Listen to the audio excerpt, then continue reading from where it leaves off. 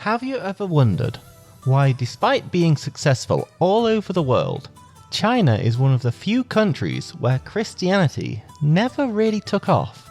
In the 17th century, European missionaries to China fought over one question: could Chinese Christians honor their ancestors or not? The argument lasted nearly 300 years, involved 8 popes, reached European universities, angered the Kangxi Emperor, and eventually froze Christianity in China for over a century. All over one issue: was ancestor worship really a religion? Part 1. 2 completely different ways of seeing China. One group of missionaries said yes, ancestor worship is religion. They believed ancestor rituals were explicitly religious in nature. Allowing them meant compromising the faith. Another group strongly disagreed.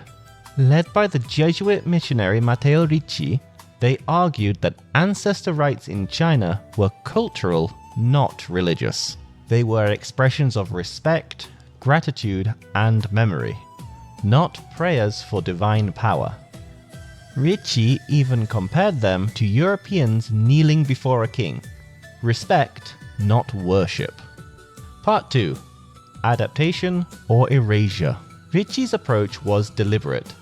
Chinese converts were allowed to honor ancestors, but forbidden to pray to the dead, seek blessings, or to treat ancestors as divine beings. It wasn't a compromise, it was a distinction. But the other missionaries rejected this entirely. They believed true faith required erasing previous practices, as had been done in many other parts of the world, such as Africa and the Americas. To them, adaptation was betrayal. The debate escalated and went on for centuries. Part 3. When the debate left China. Soon the argument left China. Reports were sent to Rome, counter-reports followed. In 1964, Rome banned the rites. In 1956, it reversed the decision. Later, it banned them again. Most decision makers had never been to China. They relied on descriptions, often completely contradictory, and always through the lens of 17th century Europeans. What began as a cultural question became a struggle over authority. Part 4. The Kangxi Emperor steps in. Eventually, the Kangxi Emperor intervened. After questioning missionaries himself, he reached a clear conclusion. Ancestor rites were not religious worship. They were expressions of respect. Kangxi issued an edict. Missionaries who understood this could remain in China. Those who didn't should leave. Part 5. Definition over relationship. Rome chose definition. In 1704 and again in 1715, the rites were strictly forbidden.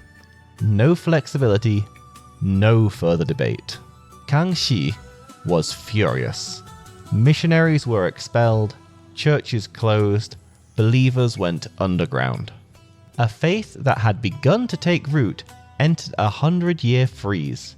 Ironically, the ban meant to protect purity made Christianity appear foreign, hostile, and anti-family.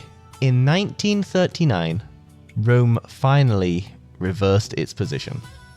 Ancestor rites were no longer condemned. But by then, the damage was done. The question had never been whether ancestors were gods. It was whether faith could live inside another culture without destroying it.